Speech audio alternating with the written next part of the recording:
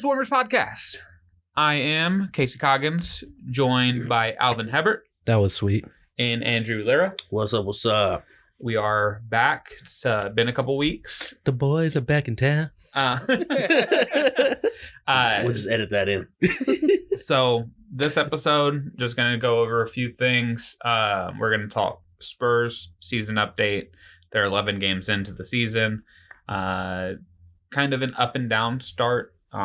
Mostly downs. A little bit of ups. And then we're going to, talk about some NFL stuff with updates on the Cowboys, what the Cowboys fans in the room think. Bang, bang, bang, bang, bang. And then Fire shots towards talk Jason about, Garrett. after Somehow. week 10, That's not what the Super Bowl favorite or who the Super Bowl favorites are. And then we're going to start off with the long-awaited, I don't know who was actually awaiting it, but the return of Smoking Session. And this was supposed to be a little segment we were going to do every now and then. And Here's the then. Here's the then. Yeah, exactly. Alvin has something that he needs to get off his chest. And light my joint for this one.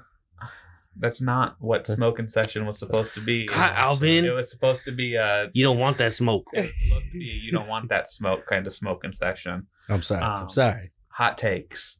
And so with that, say what you need to say. All right.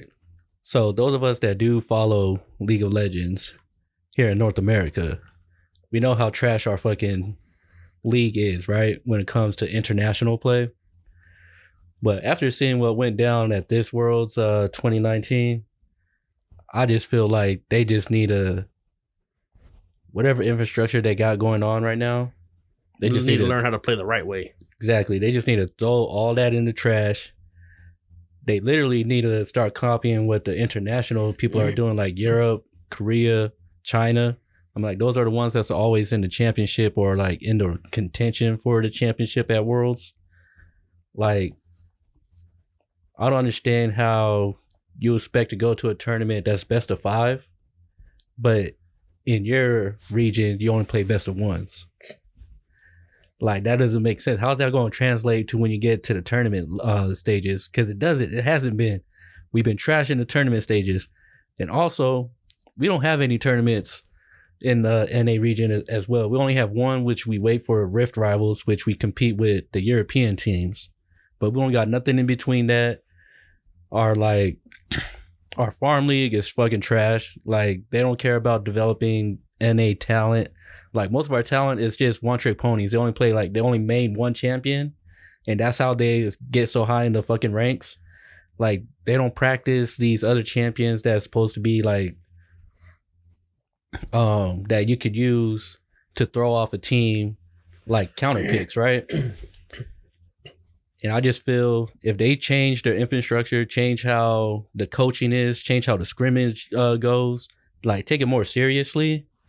I mean, not saying that they're not taking it seriously, but if they was to change the infrastructure, it would show that they do want to succeed in international instead of just paying high import talent to come to NA and just be trash during the fucking season, because the teams that those imports go to, they're not going to fucking make it to the tournaments anyways. They're just wasting their time. They're just here collecting checks.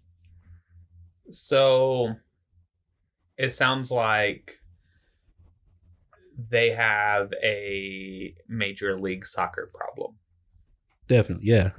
Very comparable, yes. So it sounds like, all of our athletes, all of our best players, all of our athletes go to basketball and football. And then soccer and baseball players in America just are kind of like the people, almost like legacies. It was, some soccer players I was too small to play football. I wasn't good with my hands, so I couldn't play basketball. And then baseball players, it's like I grew up playing baseball with my dad. I grew up it was like your culture, league. Yeah. And so there's a problem with American soccer, and not even MLS, but international play American soccer. When you look at the types of athletes that we have in America compared to the types of players we get to play on our international soccer team. And they never show up at international competitions. They didn't even qualify for the World Cup last year. I mean, at least in soccer, there are more tournaments because there are more players, more games. Yeah. So there is all the CONCACAF stuff, and the Gold Cup and all of the other qualifiers and everything. all of that going on. But what it seems like is there is a.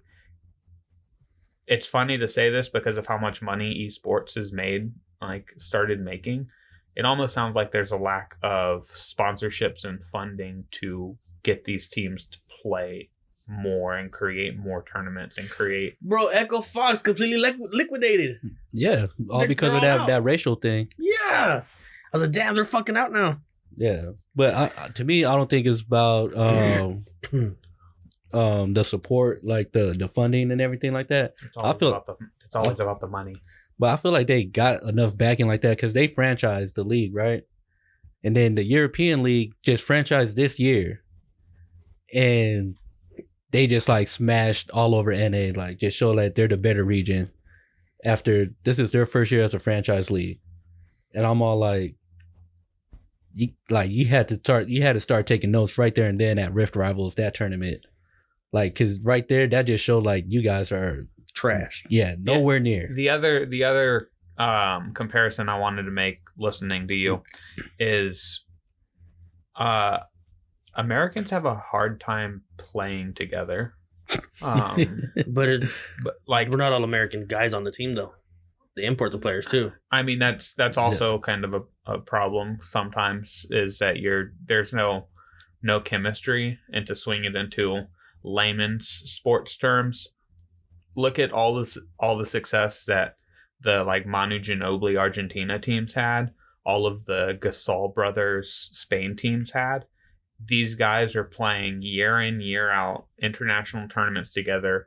They have formed a brotherhood so that when the time, even a team like Australia, where you have Andrew Bogut, Patty Mills, Aaron Baines, Joe Ingles, guys who have been playing for that team for so long, they already know all the plays. They know where each other likes the ball. And it's just like what we've seen with the Warriors and Spurs and all of these other teams throughout the years is knowing how to work best together, knowing, all right, well, your strong suit is here and I can get your back here. And just knowing how to integrate all of the players seems to be what happened with the American team this year at the World Championships, back when they lost in the Olympics to Argentina, where it was I think Tim Duncan was on that team, but it was also Vince Carter and Darius Miles and just a bunch of ragtag, Stephon Marbury, where nobody really Starberry. Nobody knew how to play as a team, but there was a lot of talent. On top of that, China and Korea, their infrastructures are set up to where they knew it was coming. Because they was already doing StarCraft and all those players dedicated their lives to gaming. Well, yeah, their infrastructure was ahead of ours, definitely. But the fact that Europe, they see in widescreen, 100%. maybe they have better. They get the peripherals. Yeah, they see everything that's not up and down. Their vision also comes in an accent too. I'm saying that we don't have enough tournaments. Sorry, but that's what I was saying though. Also, that especially when you're bringing in imports from Europe, China, and Korea to come play over here, damn, do we call them bringing imports? The vehicles. Like it's a fucking Honda. Oh my god, these Honda Civics coming over. But the off season is too long for them to be a couple 3 weeks in to before the season starts to be all right, we're gonna go to boot camp. when they have like months until time to like get this like. It's just that straighten American up. ignorance. I Arrogance. mean, it could be, but Hubris. I mean, like every time like you hear a team that from NA go to a world championship, our goal is to win worlds, and they can't even get out of fucking groups. Like, I mean, it doesn't change No. their goal. you know, garbage. It's just garbage. So, what do you They need suggest? better scouts. What do you suggest? Okay, so that's one thing. Put They me need in, better coach. scouts. They need better but scouts. What do you suggest that they can change that like actually can be changed? Not just like I they think need to win. it's a good start. Is they're bringing in fucking scholarships to play. Yeah. I mean, they had that. All right. They got the college league, right? Which is good. You get scholarship to play, but they need better scouts. They need a better farm system, and they need to get away from the best of one series and make it best of three. So, I get They need to change their competition. so format. Yeah. farm system is easy to get fixed because it's just getting more players and having them, like you said, play the best of three, like getting them more competition, getting them to build their skills, realize who their best legends are, like what lanes they're good at, all of that.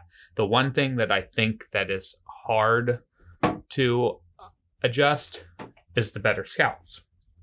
And the reason why it's hard to get better scouts is part of being a scout is like some of the best scouts across all of sports are people who like played at the highest level or have been around at the highest level for so long.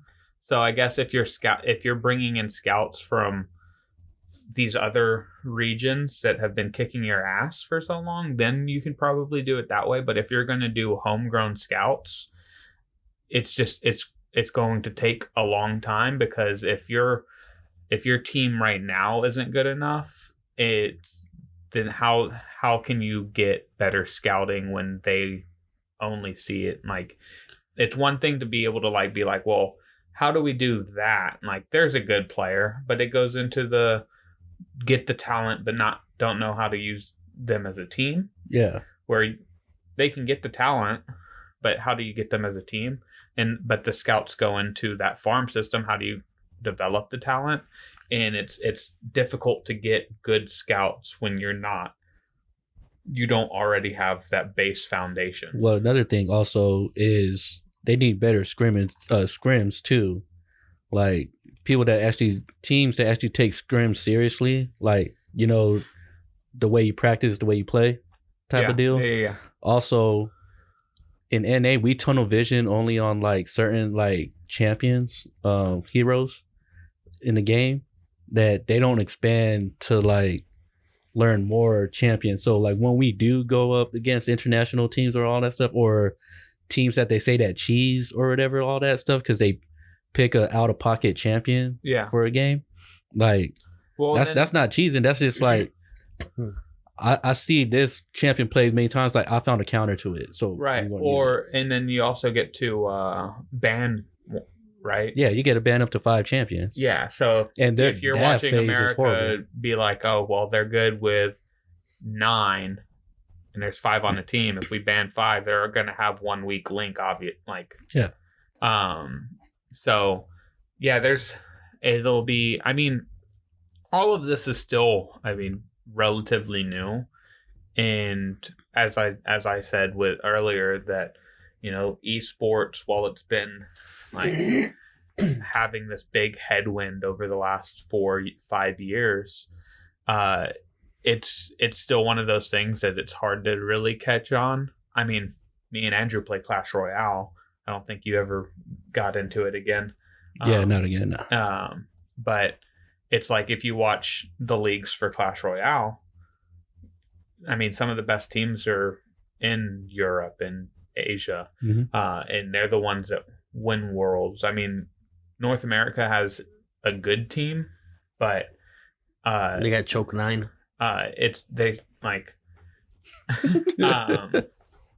But it's still like Trash ass team. those the other countries Fucking done with can Cloud9. develop develop the talent more because I guess just how their lifestyle is set up. And so it's gonna be interesting to see like what NA can do going forward to try to like become a powerhouse world, like an international powerhouse. Good luck. So anything else to finish up your smoking session? Nah, I'm putting out this joint. Yeah, ashing it. Yeah. So that that leads us into discussing the Cowboys because they had kind of an odd game against Minnesota last weekend. Kirk Cousins gets his first primetime win against an above 500 team. So good on you, Cowboys. Way to make Kirk Cousins look like a good quarterback. Just like we did with Darnold. So for quick question, what did you think about the play calling late in that game? Alvin? Suspect. Andrew? Clapping. So not a fan. Got it. So you have Dak Prescott, who 28 of 46, which is all right. Completions to attempts, but he has 397, 3 touchdowns, 1 interception, and his QBR was 87.5. Like, and then if you like watching a little bit of that game, like late in that game, he was on fire. He just found a rhythm, and it seemed like there was going to be no stopping him late in that game, except the Cowboys stopped him.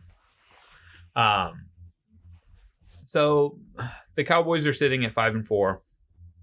They are, I thought they're tied with Philadelphia. Yeah. Which, I mean, 3 weeks ago, being tied with Philadelphia wasn't. It looked like Dallas could run away with this division. And yet here we are tied.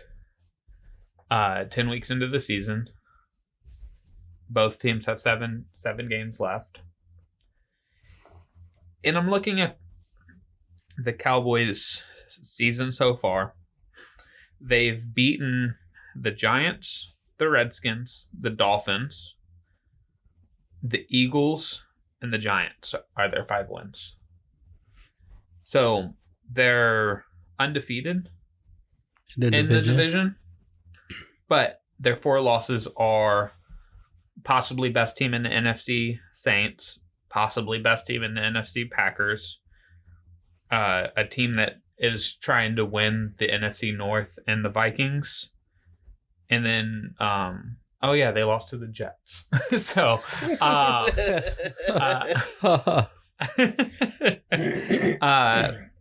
so like, where do y'all see the Cowboys right now? Like, are you encouraged, discouraged, encouraged? Man, I'm gonna be discouraged with the Cowboys until Jason Garrett's gone. Pretty much. So you're ginger fuck.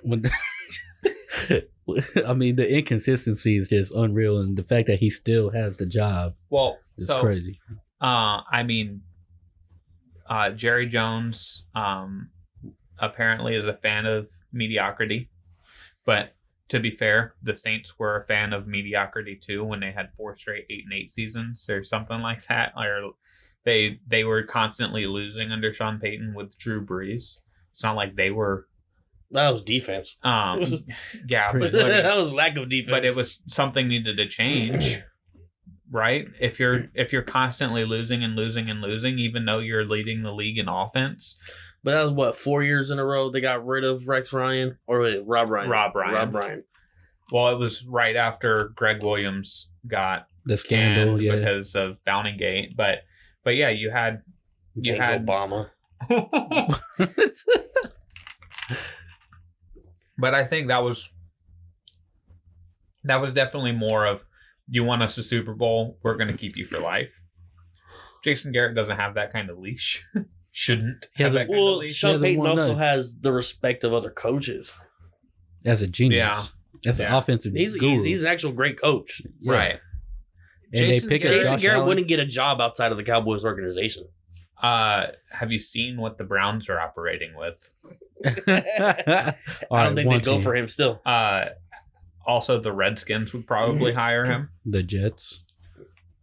I don't know. Let's see. Let's find out. I'm willing to test it. Let's test the waters. Come on. We can only find out if he gets fired. Yeah. But yeah, we talked about this a few weeks ago. Maybe it was just me and Alvin, but it's always funny because when you watch the Cowboys game, you can almost see when it looks like Jason Garrett gets in Kellen Moore's ear and is like, "Hey, let me call a couple plays." Yeah. Yes. Hey man, let me have some fun. And that's what it looked like at the end of the game. And Who the fuck fair catches when they got 20 yards of open space in front of them? Panic move. Don't. It's a hey, don't fuck up.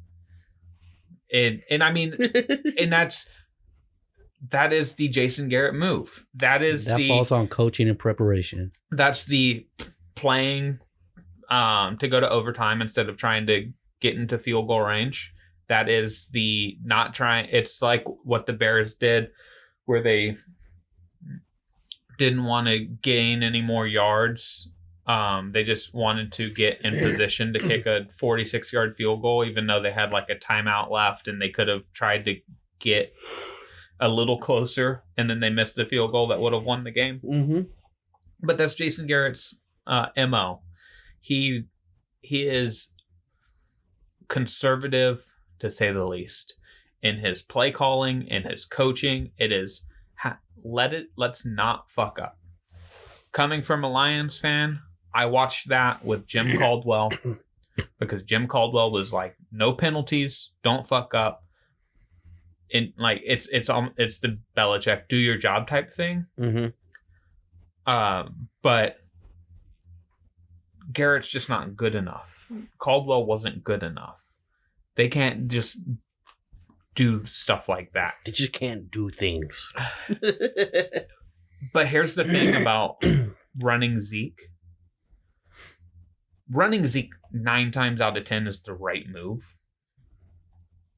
Because running him allows Dak to be as efficient as possible with play action passes and all of that other stuff.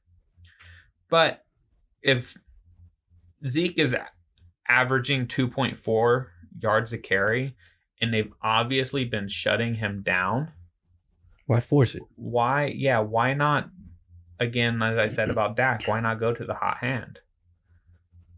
It's not like, I mean, we'll get to this later because I was going to make a Marco Bellinelli joke. But it's not like... He ain't even said the joke and it was funny. Right. I was like, oh, shit, here we go again. But it's not like in basketball, a guy's gone like 0 for 15 and then you draw up the game-winning 3 for him. You go, that's cool. We appreciate your effort. Get the fuck on the bench. We're gonna sit down. We're gonna go to a guy who's 2 for 5, like something like that. Like you don't just go to what hasn't been working because maybe this one time he's gonna get it. What kind of accent was that? I don't know. I think that was my Jason Garrett's conscience. It's gotta work now. It's gonna work now. It's like a terrible Seinfeld. I was like, what the fuck is this? It's like a Seinfeld mixed with the Cosby.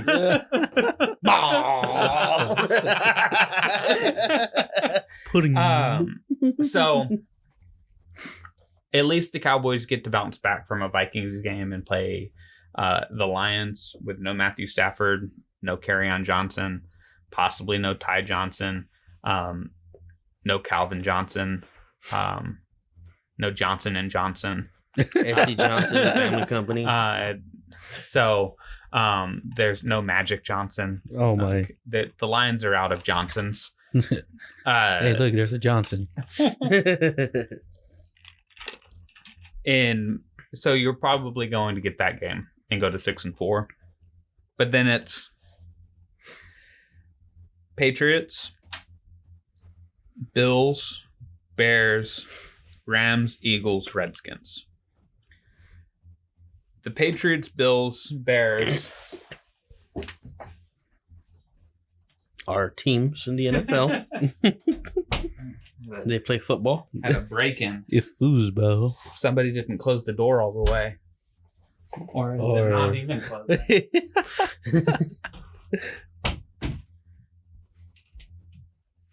Maybe she knows how to open the door. Maybe April's opening it. I don't know. But so after the Lions, you have 3 solid defenses. The Rams, who the fuck knows what's going on with them? Their defense is all right now. Their offense is not. The Eagles, who were a popular preseason Super Bowl pick, and then wrapping up with the Redskins. There is a chance that the Cowboys lose 4 of those games and end up having to try to fight for 8-8. Yep. And still, they could still make the playoffs. And they could still win the division. Because one of those games is against the Eagles, and the Eagles have Patriots this week, Seahawks next week. Then they have Dolphins, Giants, Redskins, Cowboys, Giants. So if they lose to the teams they're actually worse than right now, that's 2 losses. So they're 6. And then you need them to have 2 losses between the Dolphins, twice against the Giants, once against the Redskins, and then the Cowboys. So if they lose to the Cowboys, there's 3 losses, meaning you need them to have 1. And if they don't lose to any of those bad teams, guess what? Bye-bye Cowboy season. So I'm putting all my faith in the Dolphins. Ryan Fitz magic. So I don't know. So I can't think of anything. Looking at the schedule, it looks bleak because the Eagles end on such an easy schedule outside of the Cowboys game. But the Bears' offense is terrible. The Bills' offense, terrible. I don't know about the Patriots' offense because their defense has been so damn good. I think they've scored 33, 43, 30, 16, 33, 35, 33, 27, 20. In a lot of those scores, a lot of those 30 games, the defense scored 2 or 3 of those touchdowns. Right. That's what I don't know what to think of their offense because the best their offenses looked was against the Steelers first game of the season when I feel like that's just a throwaway game. We don't it was the first game without Antonio Brown for the Steelers. Really, they're changing their whole mojo. They're they just look discombobulated, and then dominated the Dolphins, dominated the Jets, dominated the Jets again, dominated the Giants, dominated the Redskins. Sense a pattern here. Lots of bad teams, and I still stand by the fact that had the Browns not fumbled on 3 straight possessions, the Browns probably could have stolen that game. Because they only gave up 27 points and 14 or 17 of those came off those 3 turnovers. So outside of those 3 turnovers, they gave up 10 points to the Patriots. So we don't know really about the Patriots offense, I don't think. maybe they're a little better with Sanu and figuring things out, but I don't know about the teams that they actually have on their schedule. And for all I know, the Cowboys run the gamut. They're talented enough. They've played decent. They've shown the capability of being able to do it against these teams. What do y'all right now, 5-4 games that I listed? What do you think their record is going to be at the end of the year? Alvin? Oh man. What was the teams again? So they play Lions, Yeah. Patriots, Yeah. Bills, Uh-huh. Bears, oh my, Rams, Eagles, Redskins. So I know for sure we could beat the Redskins. I know for sure we could beat the Bears. We could beat who was before the Bears? The Bills. The Bills. And then the Lions are this week. That's like a toss up. that's- Like, is Matthew Stafford playing that game? He better not be playing. I'm gonna fucking riot if he plays. He has broken bones in his back. You're 3-5-1. Just don't Please.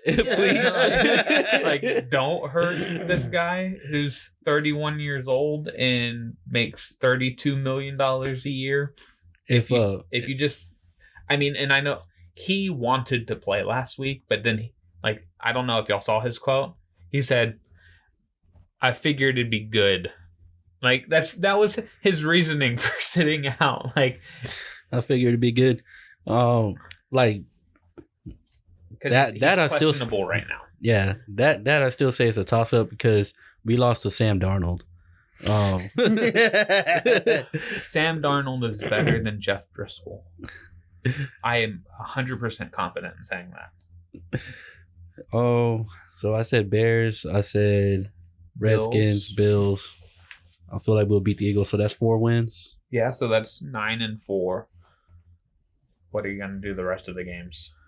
Lose. So that's 9-7. Oh no, we'll beat the Rams. So what was it? that is 10 10 and 6. There we go. That's what I was saying.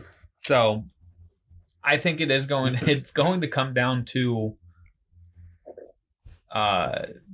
just a game here or there. Like if the Eagles beat the Patriots or the Seahawks, that could really fuck the Cowboys. It really could. Yeah.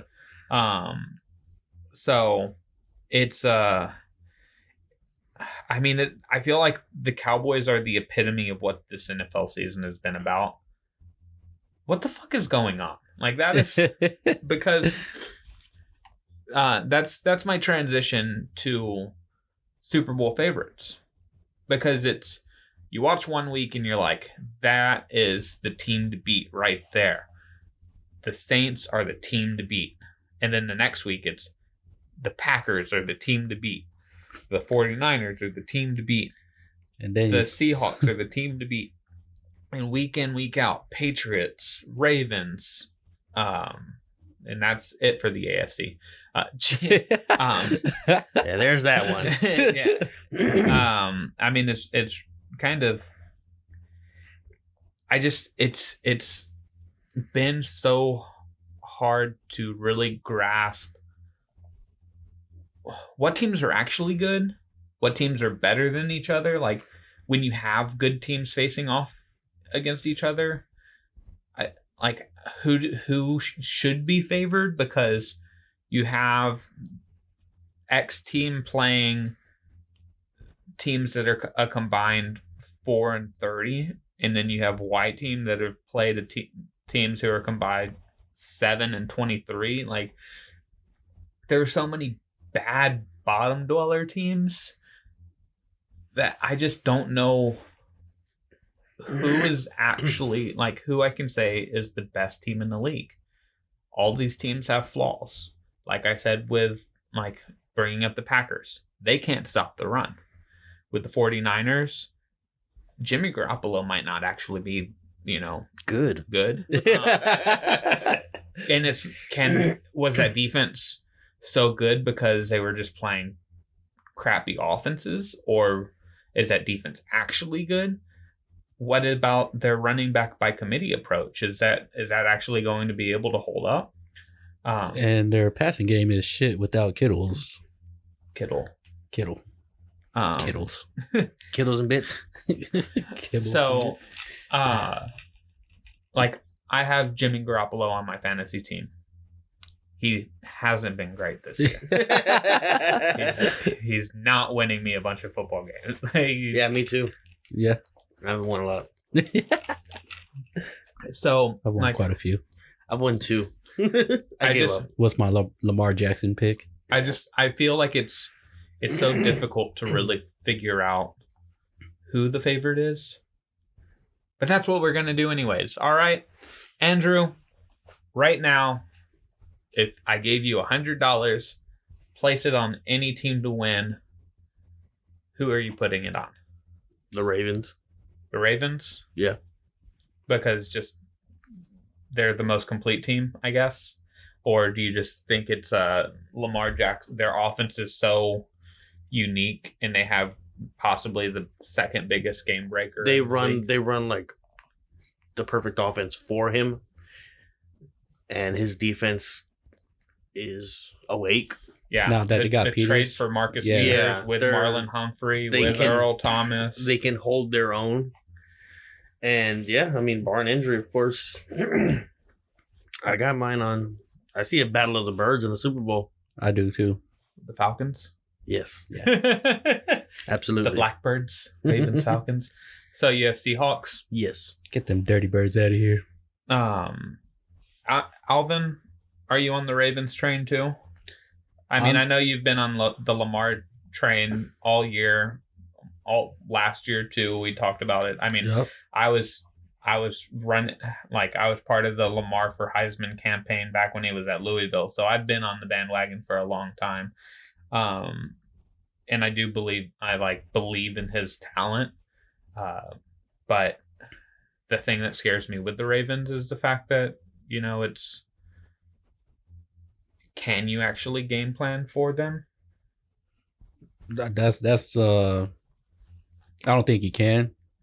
I think it's just possibly like containment and like just control the bleeding and try to make them get not convert as many third downs. So you do keep Lamar Jackson on the sidelines as long as possible, but I'm still leaning towards Russell Wilson in the Seahawks. Just because I feel like right now he's the MVP and like the way he's playing, like even though Lamar Jackson's having these like veto game, like game breakers and all that stuff, I just feel like right now like Russell Wilson is in his pocket, and like even with just like Tyler Lockett and DK Metcalf, he's still doing the damn thing. Like, well, Tyler Lockett's actually a good receiver. DK Metcalf is just kind of a physical freak. So like he bails him out a lot of times. I think with Russell Wilson, it is like Lamar Jackson. We were talking about it. He's possibly the greatest running quarterback ever. Like, it's him and Michael Vick, and it looks like Lamar Jackson is probably going to shatter every rushing record Mike Vick ever set at the quarterback position. As long as you don't kill no dogs. Oh, my dog. The thing that I'm worried about with the Ravens is I do think that you can scheme a defense up against them, because Woj bomb. Oh man, What it is. Mellow. the Signed. Warriors. Blazers. Oh, that's Yeah. smart. What took them so long? I mean, and next we're gonna get the Shefty bomb for Cap getting signed with his workout. Right. But for next season. But so with the Ravens offense, you obviously know they want to run the ball. They want to control the clock. Like, I want to see that 3 Heisman backfield again. They have good tight ends. Mark Andrews is their best receiving threat. Hayden Hurst is no slouch. Hollywood Brown is the speed demon. Willie Snead's a good slot receiver.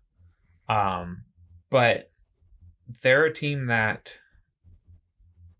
I just play man and load the box. Like if they do beat you, let them beat you with Lamar Jackson throwing for 350 yards. Like let play man with 2 over the top, and then you got your. Not. I wouldn't even do 2 over the top. I feel like you got to, because with Hollywood Brown, he could, unless he got a fast corner that could keep up with him. If you're loading the box, yeah, I'm like, you're not going to. He's not going to have enough time to just let Hollywood Brown get 30 yards downfield, or have a QB spy on him at all times. Yeah, but you can't really do that, even, because are you really trusting one guy in open field to make a tackle on Lamar Jackson right now? Oh, it depends who it is. I mean, if it's like Bobby Wagner, I'll trust him. And the only other thing that I can see is trying to play some kind of funky zone. And the one team and one coach that I can think that's going to be able to come up with something is Belichick. You thought. You thought. It's proven.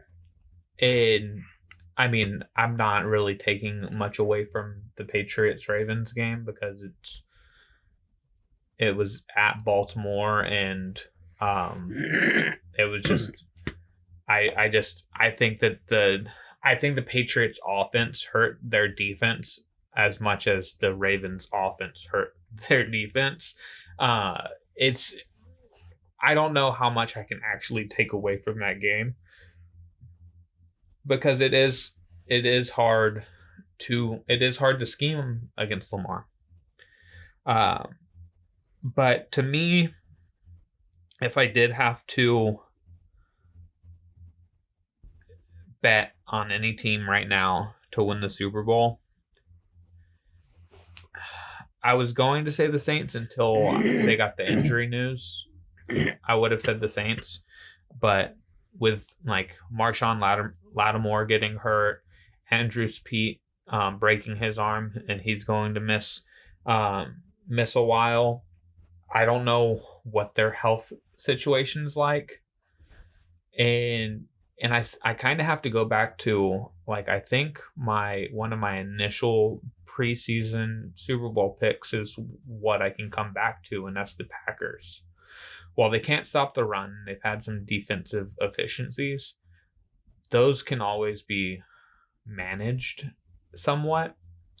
And when you have Aaron Rodgers and Aaron Jones playing the way that they have been, if they have a healthy offense, I don't know if you can score enough points to beat them.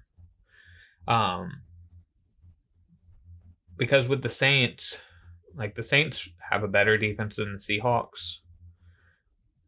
If Alvin Kamara is healthy with Michael Thomas, like, their offense is plenty good enough. Right.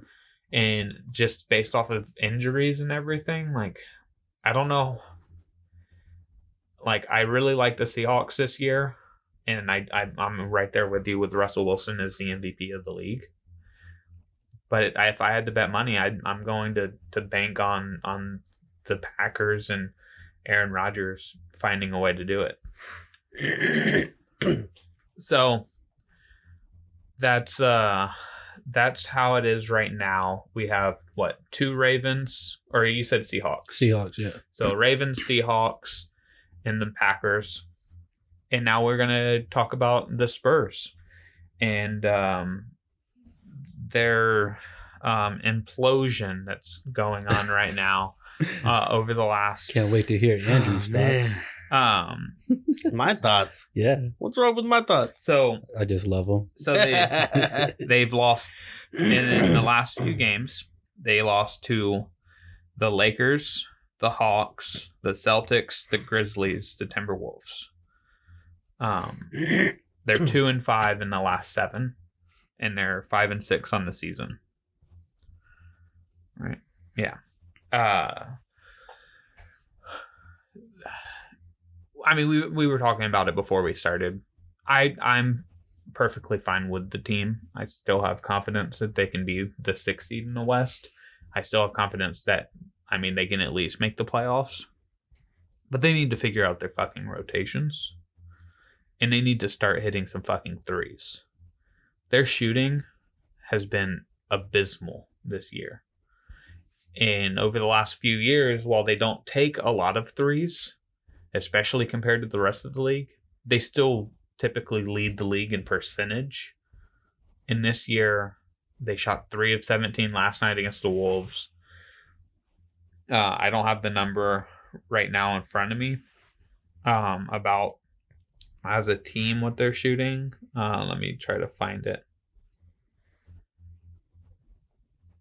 There we are. They're shooting 34% from 3. They're shooting 46% from the field. They're shooting 78% from the free throw line. And they're averaging 15 turnovers a game. Not a lot of good. But those are fixable stuff, I believe. Yes, very fixable. But when you have DeJounte Murray turning the ball over 3 times a game, DeMar DeRozan turning it over 3 times a game, LaMarcus Aldridge turning it over 2 times a game, that's 8 of your 15 from your 3 best players. Not great assist to turnover ratios. Right now, they're averaging 24 assists a game, which needs to be closer to like 32. It's really ugly. Like, it's DeRozan scoring, but he's been really up and down with efficiency. There's not a lot of spacing because your 3 best guys are all mid-range players. You only have a few 3-point shooters on the team, and one of them you shouldn't even play because he's Marco Bellinelli. Bellinelli. So it's just, for me, it's all about rotation. It's how can we optimize the roster they have, because the roster has talent. It's how, like we were talking earlier with League of Legends, how can we make the talent cohesive? Get rid of DeRozan. And that's what I was about to and LaMarcus. And LaMarcus. And everybody else except for DeJounte. Everybody's pull a LeBron and trade the whole fucking team. So I really like Derek White. I think one of the problems with DeRozan is it prevents you from having a DeJounte Murray, Derek White, Bryn Forbes lineup, where your 3 young guys. Derek White can at least shoot threes. Do you remember in the season opener when DeMar DeRozan shot a 3 and it went like 5 feet over the backboard and hit like the bottom side of the other? It was ugly. Yeah, it was his whole game was ugly. Yeah, I mean it hasn't been pretty. And that's a nice way of saying ugly. Yeah.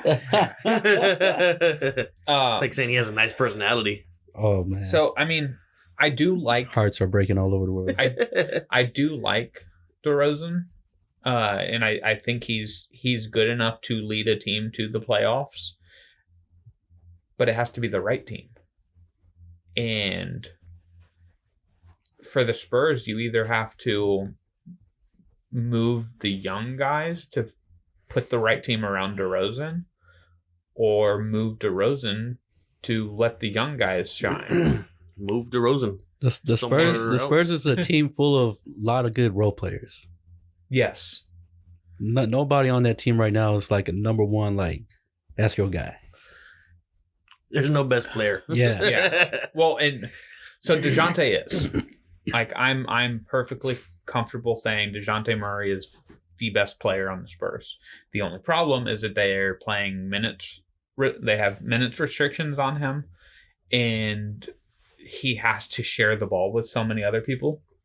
But from what I've seen, and he has been a little erratic because he missed all of last year, but the moments that you've seen him play Like, you've seen some spurts where you're like, you are point guard Kawhi. He just rips the ball out of guys' hands, takes it down for a fast break dunk. He rebounds and pushes the ball. Some of the passes that he can make, the way he can finish around the rim. And the shot is still improving, but I like the fact that he's actually taking them. And his confidence level is, he is the guy the Spurs really need to be like, look, he's the guy we're building around. But you can't do that with DeMar DeRozan. It has nothing to do with DeMar DeRozan is trash or maybe bad that's why player. DeMar DeRozan's so sad. It's very possible. It's very possible. Oh, DeMar, you sad bitch. Oh, you sad face emoji. You sad face emoji. Which one? Which have there's so many? Is it the crying one? It's Is it one- it's the one with single tears. teardrop one? It's the single teardrop. Trying to hold in the tears. So, Alvin, I know me and Andrew have voiced our opinions quite loudly about what we Trading DeMar. who we hate on the Spurs. You're Let Bellinelli start. Cut your mic. Casey was about to have a fucking brain aneurysm. I'm gonna take my mic and go home. You can just grab your mic and hey, go now. look, I would be fine if it actually worked, but I don't think it would work. That's the thing. Is like, I like Marco as a player, and he's done great things, but for this edition of the Spurs roster, It's funny how Casey's his threes segment is all about a guy that shoots threes.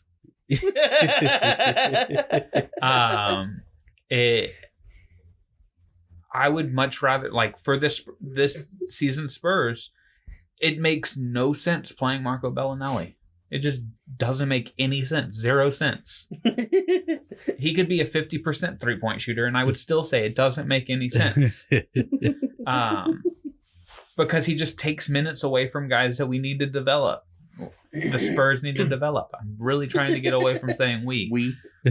And I was all off. I was off on Patty too. I said, I don't care. Like, Patty's been a great player for the Spurs for so long. He's I put him in my top 5 Spurs point guards of all time. In number 5. I was like, wait.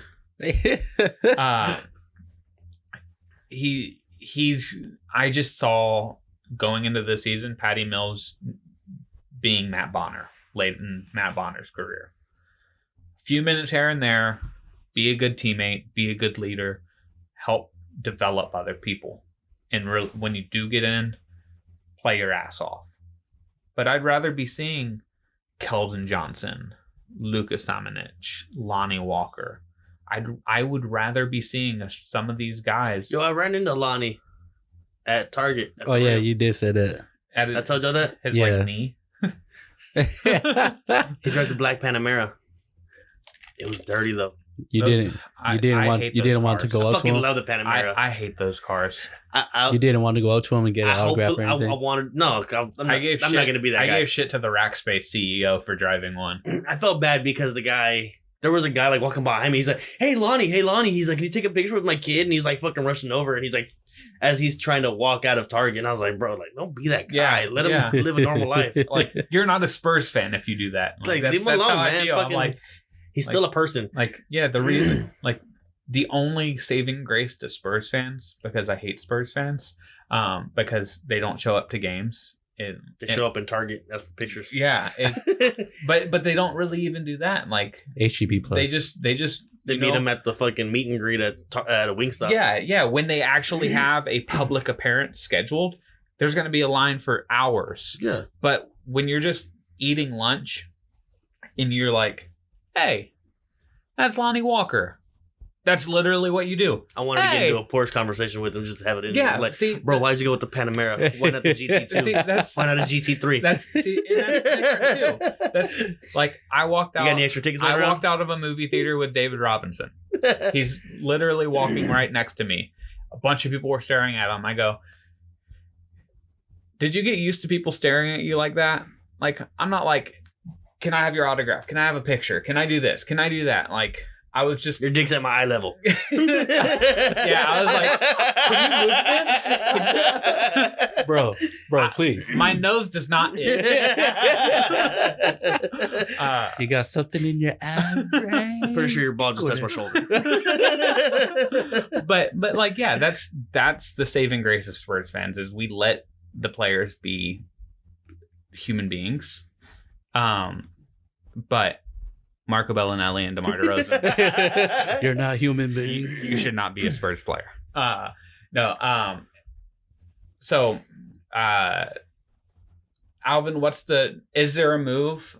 Is there trade the guys, like try to get what you can for LaMarcus and for DeRozan, try to get them into better situations for like the twilights of their career. Hold them, see what you can actually make of this year. We're only 11 games into the season. There's plenty of basketball to be played. Well, you already know how I feel about LaMarcus. I'll ship him out with the quickness. He a sad bitch too. With the both sides crying out. Like, I'll try to like find some shooters. Like, is Wiggins available? Aaron Gordon, are you available? Like, just find people that can stretch the floor. I would not call either of those guys shooters. And I was like, man, what? Wiggins? Wiggins is not a shooter. Wiggins is half a shooter. He could shoot from the outside better than what you guys have on the Spurs right now. Not better than Bellinelli. He got me there. Like, well, fuck, he probably can't. But I mean, like with the Magics, like, can you package a deal with Aaron Gordon and probably like Fournier or Ross? Like, you'll have your sharpshooter right there. That is better than Bellinelli. And so Casey will be happy. Let's say you trade for Aaron Gordon. How are you making that deal work? Because put a smile on Lamar's face. Because, look, he's happy. Because to get Aaron Gordon, it would have to be DeMar DeRozan because they definitely don't need any other bigs. So LaMarcus isn't going to be the guy. I'll definitely do that. But so do you think the Magic would just be like straight up Aaron Gordon for DeMar DeRozan when Aaron Gordon's 24 years old? They'll probably have to throw in like Bellinelli. Yeah. I was gonna say, yeah, they'll probably have to like throw in like Rudy Gay or somebody like I'll that. drive that motherfucker to I feel about Marco Bellinelli the same way Celtics fans felt about Kyrie Irving last year. Just last year. Like, just done with right. Well, it's like you're a great player, like you service, like you have a serviceable talent, but you do not belong on this team. Like that's it. That's how I feel with Bellinelli. Is like he could go Bellinelli going to the Bucks would be awesome. Bellinelli going to the Raptors would be good. Going to Antarctica. I'll do DeRozan. I ran out of teams. I got two. Jesus Christ. I'll do DeRozan, Bellinelli, and Patty Mills for Aaron Gordon, and they could buy out Patty Mills and Bellinelli's contract or whatever, or just straight up cut them and let them go their merry way to another team, and then you got DeRozan. Well, the Spurs are going to sign Patty Mills again. Patty Mills. That's a coaching staff. No, Patty Mills isn't going anywhere.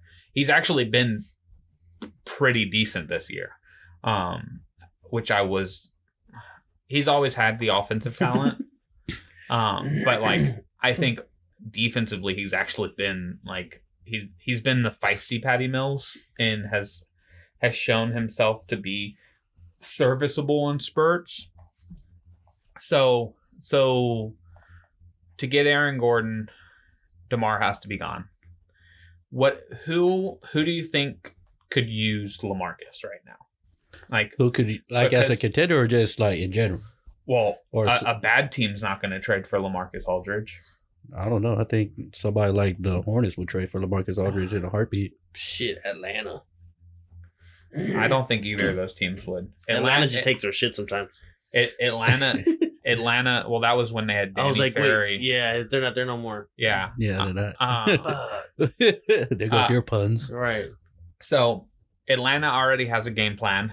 They're not going to trade for Aldridge. They're actually decent this year, but they have been bad. One team that might be an interesting team would be Phoenix, where Aldridge was already thinking about going before he signed with the Spurs, pairing him up with Aaron Baines, and when Ayton gets off of the steroids, Devin Booker, Ricky Rubio, Kelly Oubre, that would actually be a decent move for them. But who do they have that the Spurs would trade for? And that's why I asked, who is the suitor? Because the Spurs don't want to trade to a bad team, because a bad team's not going to give up anything of value. Bad teams don't have anything good. Unless you can somehow go to one of these just terrible leadership teams where the Kings or the Knicks, and you're like, hey, you want another power forward? We'll take Kevin Knox. We'll take Bobby Portis. Bobby Portis. Or Julius Randle, is he up? Yeah, something like that. Or with the Kings, hey, do you really like Marvin Bagley? Do you really like Bagley? On a scale. But that's the trick. Is DeRozan, I think, has more value league wide than Aldridge does, because Aldridge, DeRozan also, they play a style that is obsolete. But with DeRozan, he is at least a good playmaker, and he both of them really want to win and be good teammates. So it's you could probably fit DeRozan into a team that needs a playmaker, and which is why Orlando's name comes up, because giving Orlando a quality playmaker would actually help all of the bigs they have. I just don't know what is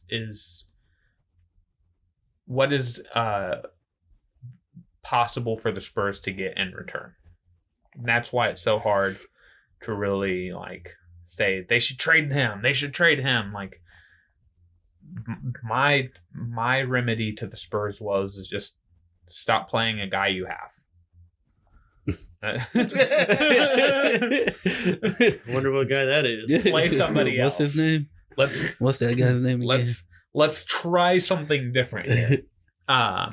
Whereas it's not trying to move anybody, but it's just let's fix the rotations with what we have now, what the Spurs have now, and move on that way. That's where I'm at.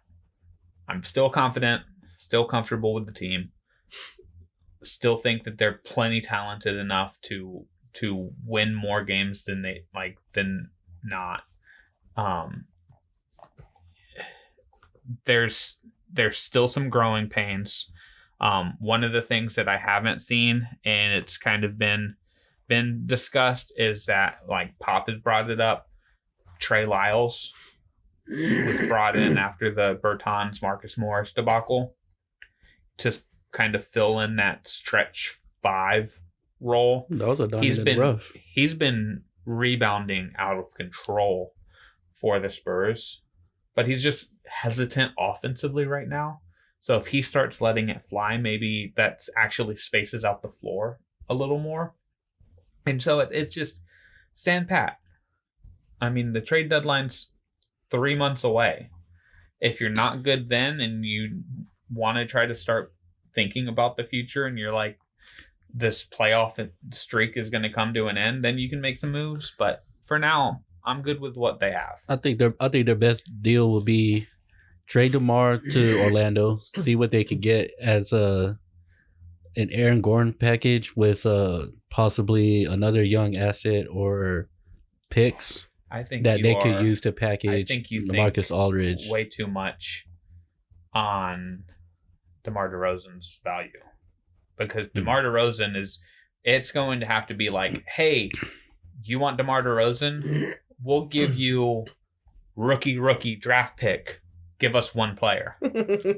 Like that's it's not going to be, well, we'll trade DeMar to the Magic and we'll get Aaron Gordon and Terrence Ross and a second-round draft pick. No, opposite way. It's DeMar with Aaron Gordon is 24 years old and has made key improvements to an all-around game. Yeah, definitely. But I feel like he is more valuable in a trade than DeMar DeRozan by far. But I feel like the Magics are viewing Magic, no less. The Magic are viewing DeMar DeRozan in a higher light, because they will be the ones that's going to offer not like a big deal, but they'll be the ones adding the assets to get DeMar DeRozan, not Spurs adding assets to get Aaron Gordon. Well, because they want DeMar DeRozan's veteranship and his shooting capabilities. He can't shoot. They want scoring. They want his spacing, his scoring. I think the way that I see it playing out is it's going to have to be like a DeMar DeRozan and unfortunately a Lonnie Walker or Keldon Johnson or like one of the key young players that like I would like to see with the Spurs for a long time, and then they would trade Aaron Gordon in a draft pick, something like that, where they're getting better players now, while the Spurs get quality Aaron Gordon and something in the future. It's really difficult to really figure out what these players' markets are, especially still this early into the season. So, just yes or no, Spurs making the playoffs, Andrew? Right now, no. Alvin? I still say yes. And I'm still a yes right now. We'll come back to this in 10 more games, 11 more games. We'll see what happens. If our text messages don't blow up from Andrew. A bunch of side eyes, just like, Not the sad emojis. When I mean, the phones could be blowing up too if Marco Bellinelli gets benched. It's gonna just be like praying hands and just the adulation. Pray hands. Yeah. Pray hands and the poo emoji. So next week we're gonna do a nice little rankings thing, and I mean we could possibly check in with the Spurs because that's the type of stuff we do. So we'll be back next week. I am Casey Coggins, joined as always by Alvin Hebert, Deuces, and Andrew Lara. See ya.